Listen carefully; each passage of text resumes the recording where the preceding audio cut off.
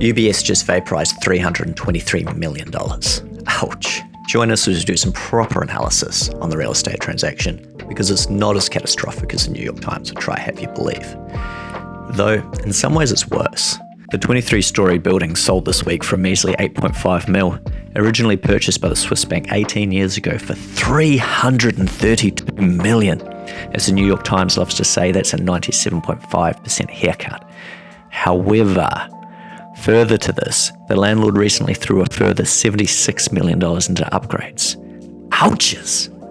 It's a far cry from the good old days when they had anchor tenants in the building like Sports Illustrated. Some of you may remember that name from your youth. They had the calendars of Jason Tatum balling, basketballing, just like the UBS bankers, who had a beautiful A-grade building sitting halfway between Times Square and Central Park in the city that never sleeps. Life was looking up.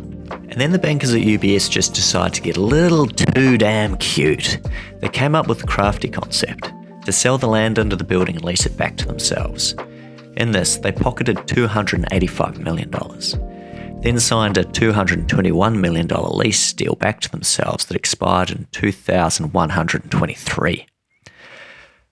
On the surface, it seemed like an amazing deal. They got $285 mil, got to use the land for the next 104 years, and only had to pay $221 mil back, much of which will be eroded by inflation over time. That sort of deal smells like a healthy Christmas bonus. But it raised the risk profile of the property. There was an extra couple of $1 million a year in rental land payments hanging over their heads, on top of the usual building outgoings. So when times got hard, the investment structure was not nimble and it was not resilient.